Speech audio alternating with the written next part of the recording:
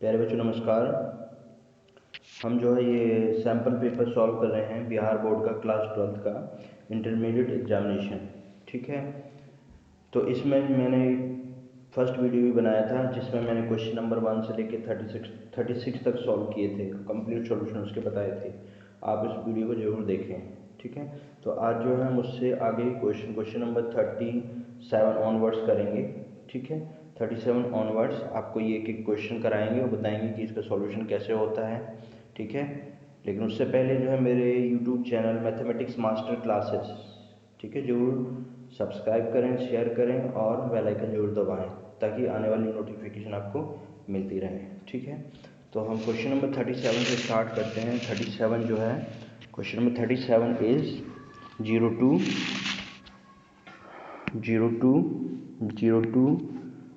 2/3 dx upon 4 + 9x²। ठीक है, question number 37। तो इसको जो है इसमें एक स्टैंडर्ड फार्मूला अप्लाई होता है। आप सब बुक में भी देखते होंगे कि integration dx upon a² + x² किसके बराबर होता है। ये जो है फार्मूला होता है, ये होता है 1/a tan inverse x upon a plus c के बराबर होता है। ठीक है, तो हम इसको भी वैसे ही करेंगे। तो इसमें आप देख रहे हैं कि जो स्टैंडर्ड फार्मूला उसमें कोफिशिएंट ऑफ x² 1 होता है। ठीक है, और यहाँ पे कोफिशिएंट ऑफ x² वो 9 है, तो यहाँ पे 1 बनाना पड़ेगा आपको। तो क्या करेंगे आप 9 से डिवाइड और मल्टीप्लाई कर देंगे इसको। तो 0 to 2/3 हो गया और ये dx हो गया और ये जो है 9 से आपने डिवाइड और मल्टीप्लाई किया तो ये हो जाएगा 4 + 9x²। ठीक है, तो ये हो जाएगा 0 to 2/3 dx अपॉन 9। ओके, और 4/9 हो जाएगा ये, और ये जो है x² हो जाएगा। ठीक है, इसको हम कैसे लिख पाएंगे, यहाँ पे इसको लिख पाएंगे हम 0 to 2/3 और dx अपॉन 1/9। 1/9 बाहर आ जाएगा। ठीक है, और ये जो है 2/3² हो जाएगा और ये प्लस x² हो जाएगा। अब इसको फॉर्मूले के हिसाब से लिखेंगे तो ये 1/9 1/a मीन्स 2/3 और ये tan इनवर्स x और a divide by a means 2/3 divide by 2/3 ऊपर आ जाएगा। ठीक है, और यहाँ लिमिट अप्लाई कर देंगे आप 2 to 3 और ये 0। ठीक है, उसके आगे जो है ये 1/9 इंटू 3/2 हो जाएगा और ये tan इनवर्स और x 3/2 और x की जगह आपका 2/3 आ जाएगा। 2/3 और माइनस tan इनवर्स 3/2 इंटू 0 हो जाएगा, ठीक है, ऐसे लिखा जाएगा ये। तो आप इसको सॉल्व करो, ये 3 3 या 9 हो गया, ये 1/6 बन गया और यहाँ पे ये सॉल्व करेंगे 2 से 2 3 से 3 तो ये हो गया आपका tan inverse 1 minus tan inverse 0। ठीक है, tan इनवर्स 0 होता है और tan इनवर्स 1 जो है वो कितना होता है π/4 होता है। तो ये हो गया आपका π/6, कहने का मतलब है π/24 हो गया। कहने का मतलब कि π/24 इसका आपका आंसर आएगा। ठीक है, उसी तरह से क्वेश्चन नंबर जो है 38 होगा। 38 में जो है 0 to 1 tan inverse 2x - 1 upon 1 + x - x², इसको सॉल्व करेंगे। ठीक है, तो इसमें जो है इसमें भी एक स्टैंडर्ड फार्मूला होता है, आपने पढ़ा होगा कि 0 to a f(x) dx हमको हम ऐसे लिख सकते हैं, जो है 0 to a f(a - x) ऐसे लिख सकते हैं। ठीक है, तो यही फार्मूला अप्लाई करेंगे। मान के चलो i के बराबर है तो इसको हम कैसे लिखेंगे, 0 to 1 tan इनवर्स 2x है ना, 2x जो x की जगह क्या रिप्लेस हो जाएगा 1 माइनस x मीन्स a की वैल्यू 1 है तो a की जगह क्या हो जाएगा 1 minus x minus 1 upon 1 + 1 minus x minus 1 minus x²। ठीक है, यहाँ पे x² आएगा। ठीक है, अब इसको सॉल्व करो, यहाँ पे सॉल्व करेंगे इसको तो ये 0 to 1 हो जाएगा और ये tan इनवर्स इसको सॉल्व करेंगे तो 2 - 2x - 1 divided by 1 + 1 minus x। इसको हम सॉल्व करेंगे तो यहाँ पे -1 माइनस x² हो जाएगा एंड प्लस 2x हो जाएगा। ठीक है, ये a - b² हमने ओपन किया है। ठीक है, उसके बाद जो है नेक्स्ट जो है 0 to 1 tan इनवर्स इसको सॉल्व करेंगे तो ये 1 आ जाएगा, -2x आ जाएगा, डिवाइडेड बाई ये जो है वो सॉरी 1 से 1 कैंसिल हो गया, और ये जो है 1 से 1 कैंसिल हो गया, तो ये हो गया 1 से 1 कैंसिल हो गया, और ये 1 हो गया, और इसको यहाँ सॉल्व करेंगे तो ये 1 माइनस प्लस एक्स आ जाएगा, और ये माइनस एक्स स्क्वायर आएगा। देख रहे हो, सेम वैसा ही हो गया, लेकिन ऊपर यहाँ न्यूमरेटर में फ़र्क पड़ गया। ठीक है, आपका यहाँ पे न्यूमरेटर में फ़र्क है, यहाँ पर नेगेटिव पॉजिटिव का फ़र्क है। ठीक है, अब क्या करेंगे इसको कि हम इसको नेगेटिव साइन कॉमन ले लेंगे। तो जब नेगेटिव साइन कॉमन लेंगे तो 0 to 1, और आपको पता है कि tan inverse of minus x किसके बराबर होता है, माइनस ऑफ tan x के बराबर होता है। तो जब tan इनवर्स ये लिखेंगे, और ये minus of 2x minus 1 upon 1 plus x minus x square, ये हो गया। तो इसको हम कैसे लिखेंगे, माइनस आ जाएगा आगे। ठीक है, माइनस आ जाएगा आगे, तो ये माइनस 0 to 1 हो जाएगा, और ये tan inverse 2x minus 1 upon 1 plus x minus x square. ठीक, ये चीज़ हो जाएगी। तो ये जो है किसके बराबर है, ये हमने i के बराबर माना था, ये वाला देख रहे हैं आप, तो ये फाइनली माइनस i हो जाएगा। तो ये i प्लस i हो जाएगा और इक्वल्स टू 0 हो जाएगा, मतलब 2i इक्वल्स टू 0 हो गया। तो कहने का मतलब है कि i की वैल्यू कितनी हो जाएगी, 0। तो इसकी वैल्यू जो है वो 0 हो जाएगी। ठीक है, तो इस तरह से करना है। Now next question, question number 39।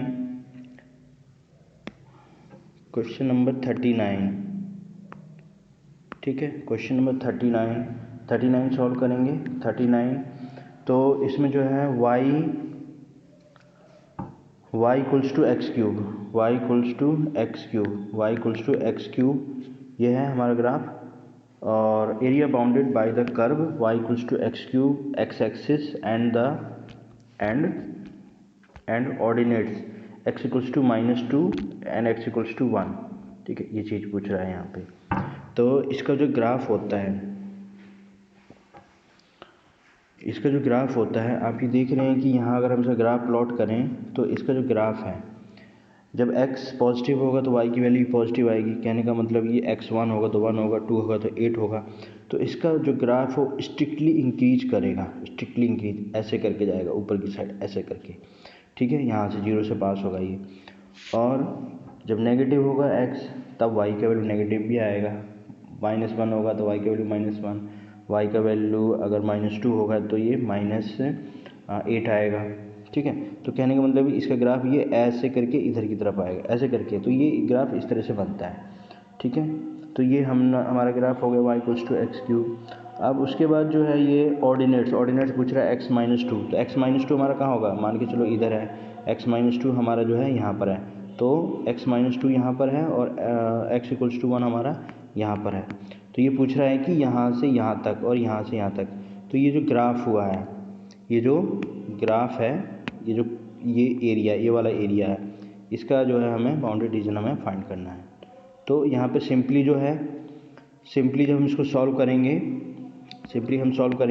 तो इसका जो एरिया हो जाएगा, वो एरिया जो है कहाँ से कहाँ तक है, लिमिट हमारा -2 से लेके 1 तक चलेगा, है ना। और ग्राफ हमारा जो है सिंपल रहेगा y dx, तो ये जो है -1 से लेके 2 से लेके 1 तक, एंड y जो है हमारा ये x³ हो जाएगा, x³ dx। इसको सॉल्व कर देंगे तो ये x 4/4 हो जाएगा, और ये 1 से लेके -2 हो गया। कहने का मतलब है कि 1/4 बाहर आ गया, और 1 का पावर 4 हो जाएगा, -2 का पावर 4 हो जाएगा। तो ये हो जाएगा अल्टीमेटली 1/4, और 1 माइनस 2 पावर 4 मीन्स 16, है ना, 16 हो जाएगा। तो कहने का मतलब है कि ये जो है हो गया -15/4 हो गया, -15/4। लेकिन एरिया हमेशा पॉजिटिव होता है, तो इसलिए इसका जो एरिया हम नेगेटिव से पॉजिटिव लिख देंगे, इसका 15/4 हो जाएगा। ठीक है, तो इसका जो है 15/4 ये वाला इसका आंसर आएगा। ठीक है, ये चीज़ हो जाएगी। उसके बाद नेक्स्ट क्वेश्चन नंबर जो है 40, को सॉल्व करेंगे। 40 में -1 से लेके 1 x पावर 19 और यहाँ पे sec 5x dx, ये क्वेश्चन है। इसमें भी ये स्टैंडर्ड फार्मूला अप्लाई होता है। यहाँ पे ये फार्मूला होता है कि -a से लेके a, और अगर यहाँ पे एफ एक्स होता है। तो इसमें दो वैल्यू होती हैं। अगर ये ऑड होता है कहने का मतलब है कि अगर f माइनस एक्स जो है माइनस ऑफ एफ एक्स के बराबर होता है तब इसकी वैल्यू 0 हो जाती है। और अगर ये जो है इवन होता है कहने का मतलब है कि f माइनस एक्स जो है प्लस ऑफ एफ एक्स के बराबर होता है, प्लस ऑफ एफ एक्स के बराबर होता है, तब इसकी वैल्यू ट्वाइस 0 to a है ना एफ एक्स, ये हो जाती है। ठीक है, तो हमें यही देखना है कि एफ एक्स इसमें कौन सा एफ एक्स जो है वो क्या है। ठीक है, एफ एक्स जो है ये वाली कंडीशन फुलफिल करता है या फिर ये वाली कंडीशन फुलफिल करता है। ठीक है, तो अब इसमें जो हमारा एफ एक्स है वो कितना है, एफ एक्स इक्वल्स टू क्या है, एक्स पावर 19 और सेक 5x dx ये है। तो यहाँ पे f जो है हम लिखेंगे 1 है ना, f1 लिखेंगे। तो x power 19 sorry F x जो है -1 लिखेंगे, -1। तो ये जो है देख रहे हो -1 है। ठीक है, -1 लिखेंगे तो -1 पावर 19 हो जाएगा और ये हमारा हो जाएगा सेक माइनस एक्स पावर 5 हो जाएगा यहाँ पे ये। तो माइनस एक्स पावर 19 जो है माइनस एक्स पावर 19 के बराबर होगा। ठीक है, और ये सेक जो है वो पॉजिटिव हो जाएगा तो ये सेक 5 पावर एक्स ही रहेगा। कहने का मतलब ये माइनस एफ एक्स आ गया। तो एफ जो है f-1 जो है वो किसके बराबर हो गया, माइनस ऑफ एफ एक्स के बराबर हो गया। माइनस एक्स जो है वो माइनस ऑफ एफ एक्स के बराबर आ गया। कहने का मतलब है कि ये कंडीशन फुलफिल है। इसका मतलब है इसका आंसर कितना हो जाएगा, 0 हो जाएगा। ठीक है, तो फाइनली इसका आंसर जो है वो 0 आएगा।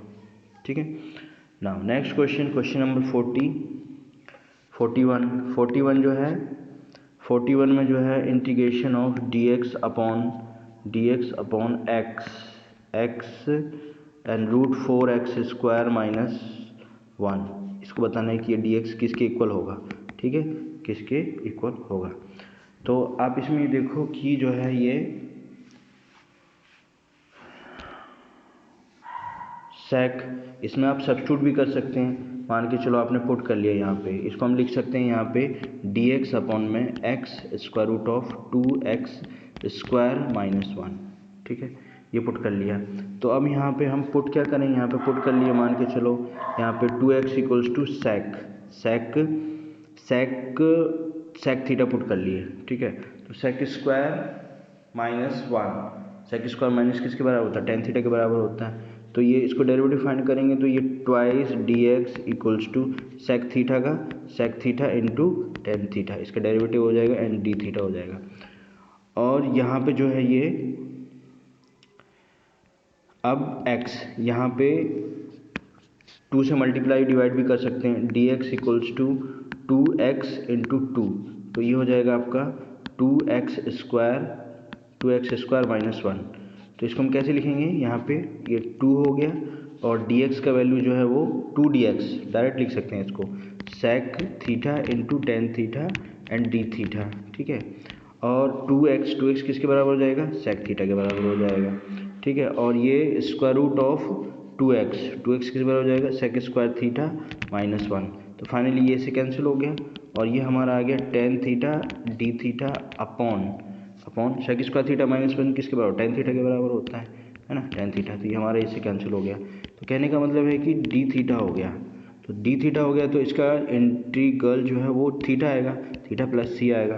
तो अब यहाँ से जो है हम थीटा की वैल्यू निकाल देंगे, यहाँ से थीटा की वैल्यू जब निकालेंगे हम, यहाँ से थीटा की वैल्यू जो निकालेंगे तो ये जो है हो जाएगा कितना, थीटा जो हो जाएगा हमारा सेक थीटा इक्वल टू हो जाएगा सेक इनवर्स 2 थीटा। ठीक है, तो यहाँ पे आंसर हमारा आ जाएगा सेक इनवर्स 2 थीटा। ठीक है, sec inverse 2 theta okay and plus C, ये हो जाएगा। ओके,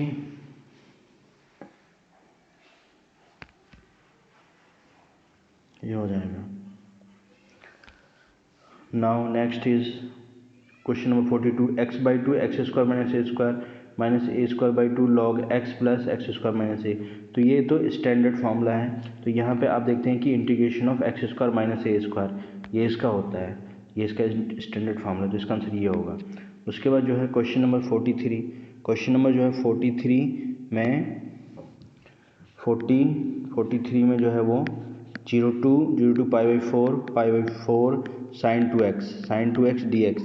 तो सिंपल है ये sin 2x, इसको इंटीग्रेट कर देंगे। sin 2x का इंटीग्रेशन क्या होता है? sin 2x का इंटीग्रेशन होता है माइनस कॉस 2x अपॉन में 2, ठीक है, और पाई बाई 4 to 0। तो ये -1/2 बाहर आ जाएगा और ये cos 2 into x pi by 4 minus cos 2 into 0। तो 2 से 2 कैंसिल हो गया, cos पाई बाई 2 जो 0 होता है -1/2, ये 0 हो गया, और माइनस cos 0 1 होता है, तो ये हो जाएगा आपका 1/2। तो फाइनल इसका आंसर 1/2 हो जाएगा, ठीक है, ये हो गया। इसी तरह से जो क्वेश्चन नंबर 44 है, सेम क्वेश्चन है। यहाँ पे हम अगर x या -x लिखेंगे तो ये 23 इसकी पावर ऑड है, तो ये नेगेटिव हो जाएगा, यहाँ पे। तो इसका आंसर भी जो है वो 0 ही आएगा, ठीक है। आप इसको देख भी सकते हैं, -1 से लेके 1 तक है 10 23x और sec 10x dx। तो इसका आंसर जो है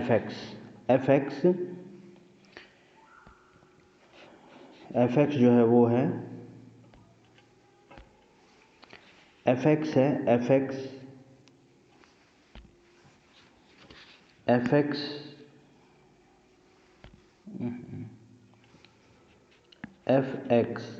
जो है वो है 10 23x sec 10x dx, ये है।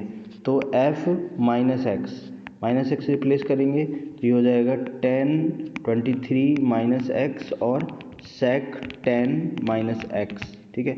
तो ये जो नेगेटिव हो जाएगा, ये -10 23x हो जाएगा, और ये sec जो है 10x ही हो जाएगा। कहने का मतलब कि f -x किसके बराबर हो गया? fx के बराबर हो गया, f -x के बराबर हो गया। तो ये ऑड फंक्शन हो गया, इसका मतलब है कि इसकी जो वैल्यू होगी वो क्या हो जाएगी? 0 होगी। इसकी इंटीग्रल की वैल्यू फाइनली 0 हो जाएगी, तो इसकी 0 वैल्यू आएगी, ठीक है। नाउ नेक्स्ट क्वेश्चन नंबर जो है 45 में solve the differential equation. Simple question है, सॉल्व द डिफरेंशियल इक्वेशन। तो डिफरेंशियल इक्वेशन सॉल्व करना है। 45 डिफरेंशियल इक्वेशन सॉल्व करना है, तो 3x square dx minus cos y dy equals to 0।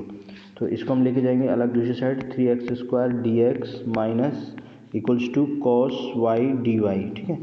अब ये इसको इंटीग्रेटिंग बोथ साइड सॉल्व कर दो इसको, तो it will be 3x³ upon 3, okay, and cos का इंटीग्रेशन होता है साइन y सिंपल, ठीक है, एंड प्लस c।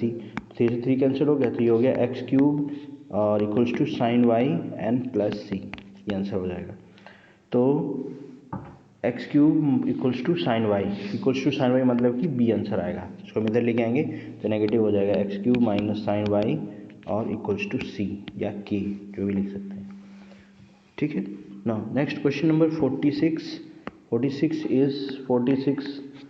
46 में जो है इंटीग्रेटिंग फैक्टर फाइंड करना है। तो इंटीग्रेटिंग फैक्टर फाइंड करने के लिए इसमें 1 - y, तो 1 - y² dy/dx ये दे रखा है। तो यहाँ पे dy/dx दिया हुआ है, तो dy/dx जो स्टैंडर्ड फॉर्म होता है वो होता है dy/dx and plus py equals to q, ठीक है, ये होता है। तो dy/dx का कोफिशिएंट जो है 1 होता है। तो क्या करेंगे, सबसे पहले इसको हम डिवाइड कर देंगे 1 - y² से। तो ये कैसे लिखा जाएगा?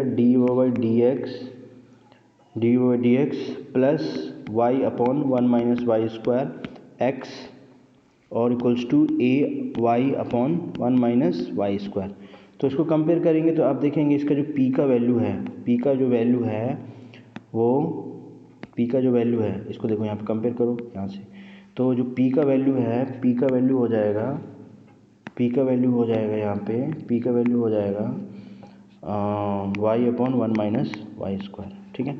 और इंटीग्रेटिंग फैक्टर किसके बराबर होता है? e⁻p dx के बराबर होता है। तो e⁻p का मतलब क्या है? y अपॉन 1 - y² और dy, ये dy हो जाएगा, ठीक है। तो ये जो है dy हो जाएगा। तो इसका इंटीग्रेटिंग फैक्टर फाइंड करेंगे, आप देख रहे हैं इसका इंटीग्रेशन जो है क्या होगा, 1 - y² का -2y होगा। तो क्या करेंगे, -2 से मल्टीप्लाई डिवाइड कर देंगे, ठीक है, ये आ जाएगा।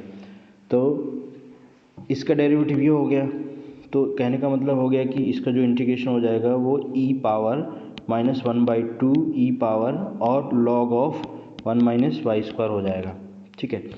तो अब जो है ये हो जाएगा e power log of square root of 1 minus y square, ये हो जाएगा माइनस, ठीक है। तो माइनस की वजह से ये जो है लिखा जाएगा आपका e log of 1 by square root of 1 minus y square, जो कि 1/√1 माइनस वाई स्क्वायर के बराबर होगा। तो कहने का मतलब इसका जो है इंडिकेटिव फैक्टर उसका डी आएगा, ठीक है। उसके बाद क्वेश्चन नंबर 47 में डायरेक्ट इसको मल्टीप्लाई करना है आइडेंटिटी मैट्रिक्स, ठीक है। यहाँ पे मैट्रिक्स है और इसको मैट्रिक्स से मल्टीप्लाई किया गया है। कहने का मतलब है कि एक तरह से ये क्या है, एक 3 से मल्टीप्लाइड है, ठीक है। तो अगर हम इसको हम ऐसे करके ना लिख के इसको हम 1 0 0 1 से मल्टीप्लाई कर दें तो कहने का मतलब आंसर यही आएगा। तो इसको 3 से मल्टीप्लाइड है, तो अल्टीमेटली इस मैट्रिक्स को हमें 3 से मल्टीप्लाई करना है, 3 से। तो 3 3 जा 9, 3 3 जा 9 और 3 39 और 3 6 जा 18, 3 9 जा 27, इसका सी आंसर होगा, ठीक है। तो इस मैट्रिक्स को हम 3 से मल्टीप्लाई कर देंगे।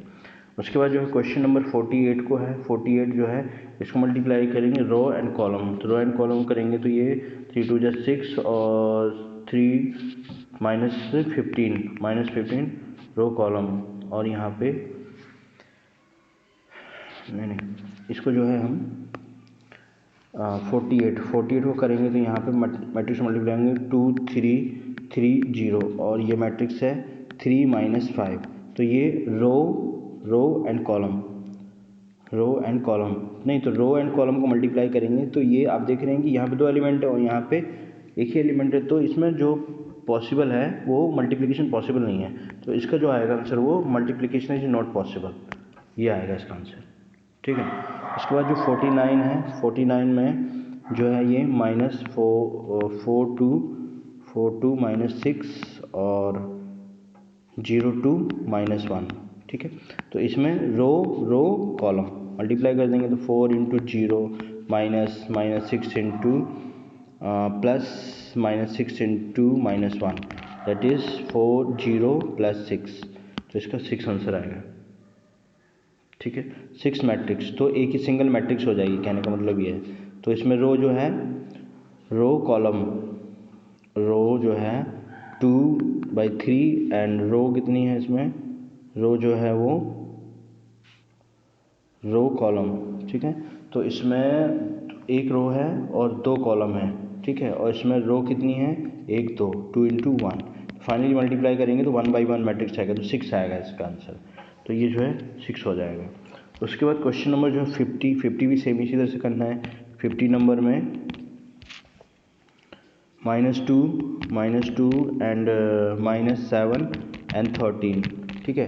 तो इसको मल्टीप्लाई करेंगे तो ये रो 1/1 मैट्रिक्स हो गया और इसमें रो 1 × 2 मैट्रिक्स हो गया।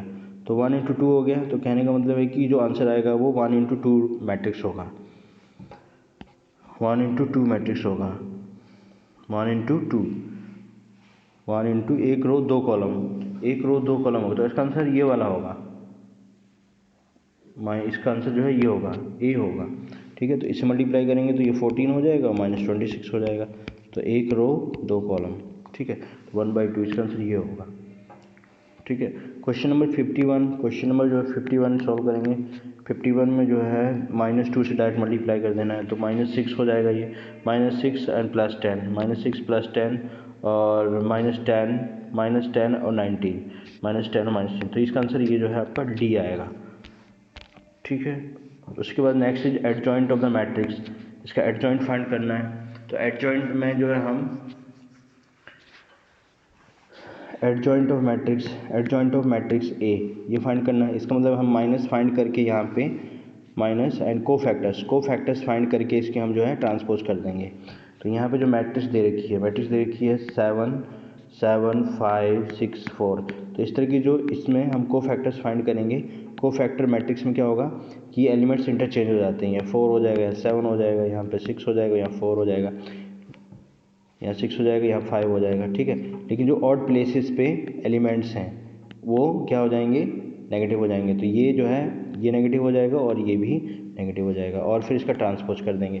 तो ट्रांसपोज करेंगे तो ये हो जाएगा 4 - 5 एंड -6 7, तो ये इसका एडजॉइंट आ जाएगा। एडजॉइंट ऑफ मैट्रिक्स ये आएगा 4 - 6 -5 7, ये सी आंसर होगा इसका। उसके बाद क्वेश्चन नंबर 53 में जो है हम मान वैल्यू बतानी है इसकी, find the value of this. तो आप इसमें देखिए कि अगर हम इसमें प्रॉपर्टी अप्लाई करें, ठीक है, तो ये लिखा 3 5 9 और 6 8 0 9 13 9, ठीक है। तो अगर इन दोनों कॉलम को हम ऐड कर दें, मतलब कि सेकंड रो में हम फर्स्ट रो को ऐड कर दें, तो फाइनली क्या हो जाएगा, ये हो जाएगा 3 5 9 और ये 9 13 9 और 9 13 9, ठीक है। तो ये 9 13 आप देख रहे हैं कि 2 रोज और कॉलम्स आइडेंटिकल हैं, इसका मतलब है कि इसकी वैल्यू 0 हो जाएगी। तो इसकी वैल्यू जो है वो 0 हो जाएगी, तो इसकी वैल्यू 0 आएगी। उसके बाद क्वेश्चन नंबर 54, इन्वर्स फाइंड करना है। 54 में इन्वर्स फाइंड करना है, तो 54 में जो है इन्वर्स फाइंड करना है, तो वो सेम सबसे पहले एडजॉइंट फाइंड करेंगे, एडजॉइंट ऑफ ए। तो एडजॉइंट ऑफ ए में क्या हो जाएगा, सबसे पहले इसका 1 0 1 का ये सेम मैट्रिक्स आएगा 1 1 0 0, है ना, 0 0, और ऑड प्लेसेस पे हमारे 0 हैं, तो ये नेगेटिव रहेंगे, 0 का 0 रहेगा, और इसका ट्रांसपोज कर देंगे। तो ट्रांसपोज करेंगे तो 1 0 0 1 ये आ जाएगा, यही आएगा सेम आएगा। तो इसका इन्वर्स और इसका डिटरमिनेंट ऑफ मैट्रिक्स ए जो है वो 1 - 0 हो जाएगा। तो ए इन्वर्स इक्वल्स टू होता है 1/डिटरमिनेंट ए एंड एडजॉइंट ऑफ ए। तो फाइनली 1/1 एंड 1 0 0 1, तो सेम मैट्रिक्स 1 0 0 1 सेम मैट्रिक्स जो है इसका आंसर आएगी। तो यहाँ पे ये आइडेंटिटी मैट्रिक्स इसका इन्वर्स हो जाएगा, ठीक है। उसके बाद नेक्स्ट जो है number of 1 1 function, number of 1 1 function, the number of 1 1 functions from set A to set B। तो नंबर ऑफ 1 1 फंक्शन जो होते हैं, सेट ए है, ए में 1 2 3 4 है ना, 4 एलिमेंट्स हैं, तो ये हैं। तो कहने का मतलब है कि अगर कोई सेट ए दे रखा है, कोई सेट बी दे रखा है, यहाँ से फंक्शन एफ है, तो इसमें 1 1 फंक्शन फाइंड करना है हमको, 1 1 फंक्शन, और इसमें n एलिमेंट्स हैं, इसमें m एलिमेंट्स हैं, ठीक है। तो इसमें जो है एलिमेंट्स ज़्यादा हैं, तो ये क्या हो जाएगा m p n हो जाएगा, ठीक है। तो अभी जो फिलहाल जो नंबर्स हैं वो इसमें भी 4 हैं, तो इसमें भी 4 हैं, तो इसका जो 1 1 फंक्शन हो जाएगा p4 होगा। तो 4p4 को सॉल्व करेंगे तो फैक्टोरियल 4 अपॉन फैक्टोरियल 4 पावर 0, तो 4 फैक्टोरियल हो गया, 4 × 3 × 2 × 1, मतलब कि 4 12 दूनी 24 24 हो जाएगा। तो 24 जो है इसमें आपका नंबर ऑफ 1 1 फंक्शन होगा। उसके बाद नेक्स्ट क्वेश्चन जो है the direction ratios of the normal to the plane.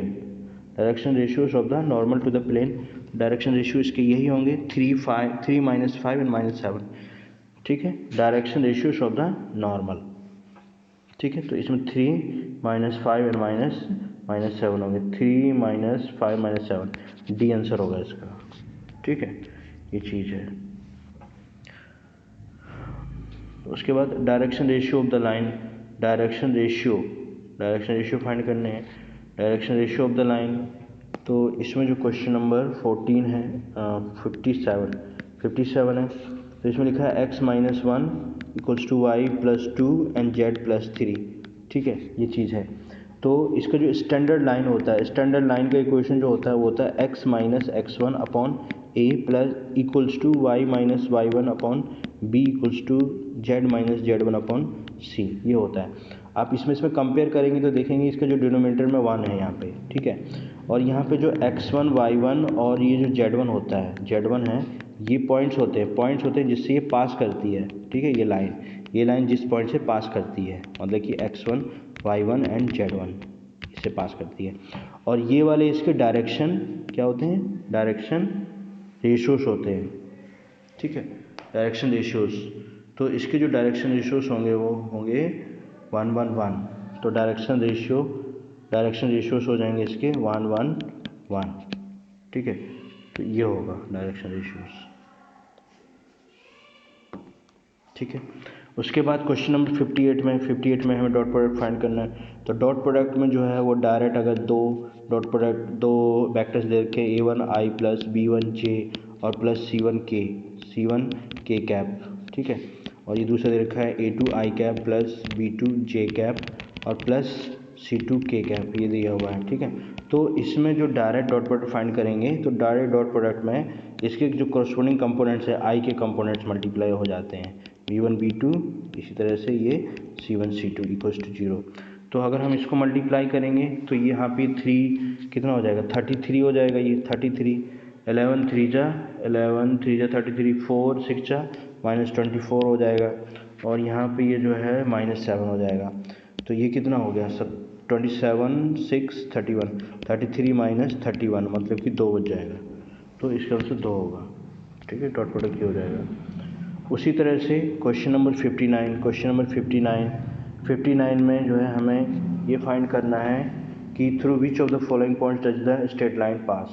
तो वही पास करती है। तो अभी मैंने बताया कि standard equation x minus x1 upon a, y minus y1 upon b और z minus z1 upon c ये होता है, जहाँ पे x1 y1 और z1 जो है वो पॉइंट्स होते हैं जिससे ये पास करती है। ठीक है, पॉइंट्स होते हैं जिससे ये लाइन पास करती है। तो आप इसको कंपेयर करेंगे तो x माइनस x1 का वैल्यू इसमें 3 हो जाएगा, y1 का वैल्यू 4 हो जाएगा और z1 का वैल्यू जो है वो 5 हो जाएगा। मतलब कि 3 4 5 इससे पास करती है, 3 4 5 ये हो जाएगा इसका आंसर, ये इसका आंसर हो जाएगा। उसके बाद 60 नंबर में if the direction ratios of the two parallel lines 60 number में, तो पैरेलल लाइन्स है, तो पैरेलल लाइन्स में क्या होता है, दो लाइन्स अगर पैरेलल हैं तो उनके जो डायरेक्शन रेशियोज होते हैं, ठीक है, मान लें कि चलो इसके a1 है, b1 है और ये c1 है, इसका डायरेक्शन रेशियो है, इसका a2 है, b2 है और इसका c2 है। तो जो डायरेक्शन रेशियो होता है a1 upon a2 equals to b1 upon b2 equals to c1 upon c2, ये जो है इक्वल होते हैं। ठीक है, तो इसमें जो है यहाँ पे दे रखा है 40/9, तो कहने का मतलब है कि यहाँ पे 9 और 8 ये दोनों बराबर होंगे, और यहाँ पे ये 120 और 27 और ये x तीनों बराबर होंगे आपस में। तो इन दोनों से इसका वैल्यू सॉल्व कर सकते हैं। तो x का वैल्यू फाइंड करेंगे तो x का वैल्यू जो हो जाएगा 8 इंटू 27 अपॉन में 9, तो 9 3 जा हो गया 24 हो गया x का वैल्यू, तो ये 24 हो जाएगा। उसके बाद क्वेश्चन नंबर 61 में जो है if a to b g to c are 1 1 then GOF, तो ये भी 1 1 होगा। ठीक है, 1 1 है, तो अगर a और b दोनों 1 1 है तो ये भी 1 1 ही होगा। ठीक है, 1 1 एंड ऑन 2 दोनों ही होगा ये। ठीक है, उसके बाद जो है 62 में जो है क्या है, क्रॉस प्रोडक्ट फाइंड करना है। क्रॉस प्रोडक्ट में जो बताया कि I J और ये K, ठीक है, ये आता है I J K, तो इसमें लिखेंगे 1 4 2 एंड 3 - 2 7, ये हो जाएगा। सॉल्व करेंगे इसको I कैप में, तो 28 हो गया, ये मल्टीप्लाई करेंगे, है ना, तो इसको जो है पहले इससे मल्टीप्लाई करेंगे, इसको इससे मल्टीप्लाई करते हैं और फिर इसको इसके साथ मल्टीप्लाई करते हैं। ठीक है, तो मल्टीप्लाई करेंगे 7 4 जा 28 और ये हो जाएगा -4 +4 हो जाएगा ये। ओके, +4 एंड -j कैप में मल्टीप्लाई करेंगे 7 - 6 हो जाएगा, और प्लस k कैप में मल्टीप्लाई करेंगे तो ये आपका जो है -2 और ये -12 हो जाएगा, -12, तो ये हो जाएगा 32 I कैप और -j कैप, है ना, और ये आपका हो जाएगा -14 k कैप, ये हो जाएगा। तो ये इसका आंसर आएगा, सी पार्ट है इसका आंसर आएगा। ठीक है, उसके बाद जो है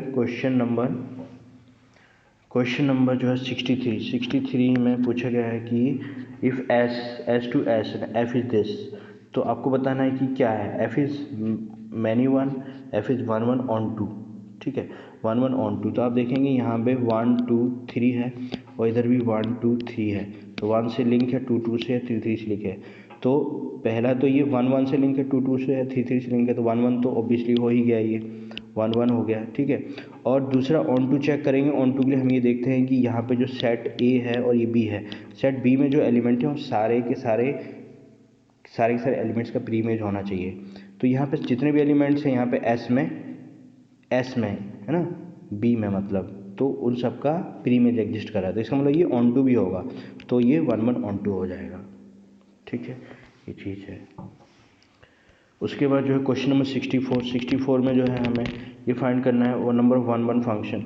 नंबर ऑफ 1 1 फंक्शन सेम वही है कि अगर दो सेट ये ए दे रखा है, ये बी दे रखा है ना, ये ए सेट दे रखा है, ये बी दे रखा है, इसमें n एलिमेंट्स है, इसमें m एलिमेंट्स, तो ये m p n हो जाता है, ये होता है। तो यहाँ पे जो एलिमेंट्स हैं वो यहाँ पे इसमें 3 दे रखे हैं, x2 x, तो ये इसमें भी 3 दे रखे हैं, इसमें भी 3 दे रखे हैं, तो आपको 3p3 फाइंड करना है। 3p3 मतलब परमुटेशन फाइंड करना है, तो फैक्टोरियल 3 के बराबर हो जाए। फैक्टोरियल 3 मतलब कि 6 हो जाएगा, तो इसमें आंसर जो है 6 आएगा, ठीक है।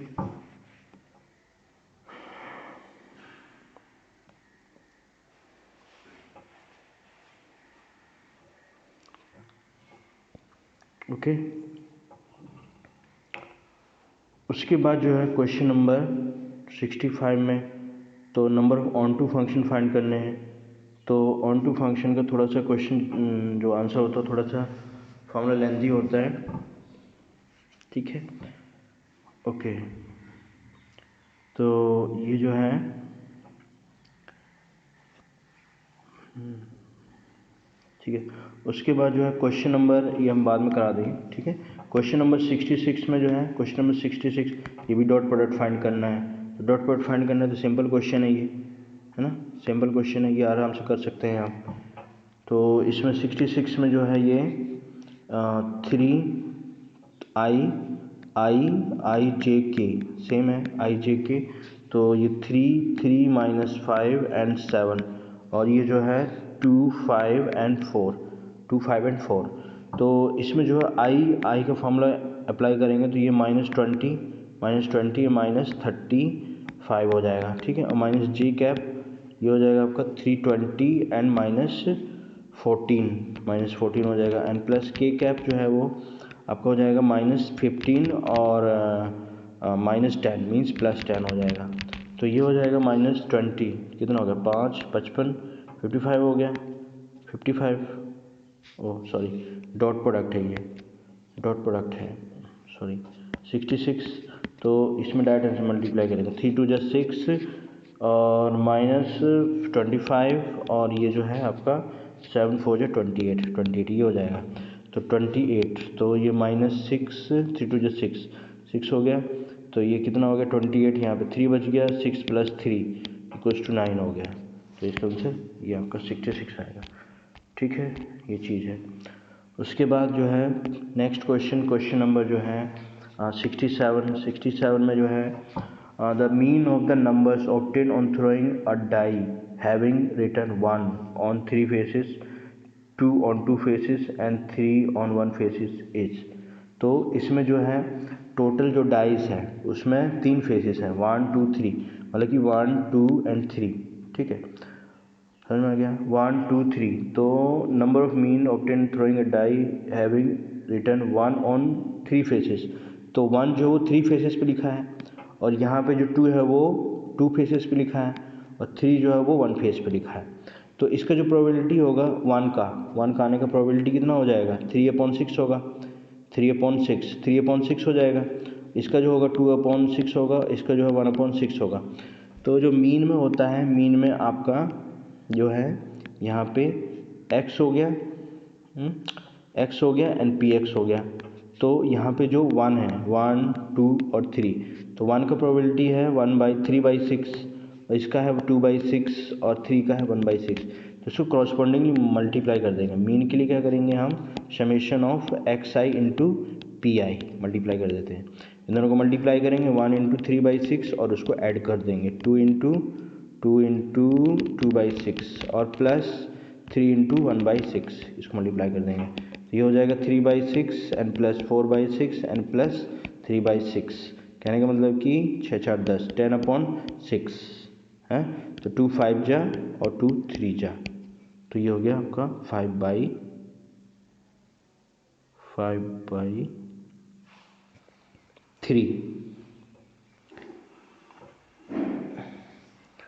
1 3 faces 3/6 2/6 2 faces and 5 on 1 faces 1/6 तो ये जो 4 and 1 3 3 2 4 और 3 3 6 तो 6 4 10 10/5/3 आएगा इसका।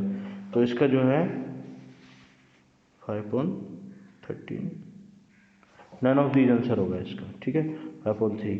उसके बाद जो है क्वेश्चन नंबर जो है 2 cards are drawn at random from a deck of cards if the numbers of aces obtained is x then the value of ex। Okay, तो इसके बाकी क्वेश्चन हम बाद में नेक्स्ट वीडियो में करा देंगे, ठीक है। तब तक आप ये क्वेश्चंस को ध्यान से देखिए, समझिए, ओके। और हमारे YouTube channel mathematics master classes को सब्सक्राइब ना करना भूलें, ठीक है। Okay, thank you.